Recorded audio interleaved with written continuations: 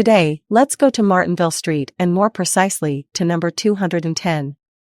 Look at this half-timbered house, currently made up of accommodation on 4 levels and a shop on the ground floor, saw its facades, its corresponding roof slopes and its staircase overlooking the courtyard and loggia be classified as historic monuments in March 1962.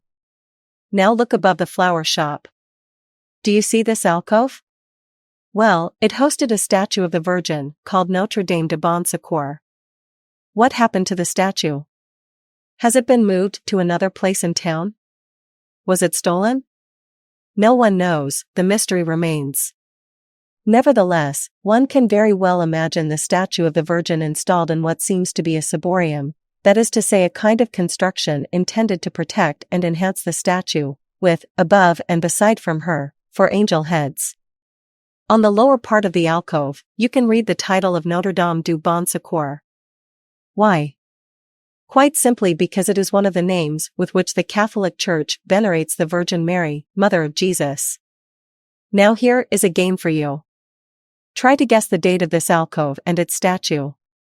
Come on, I'll give you a clue, the year is indicated on the lower part of the alcove. If you found it, let us know in the comments.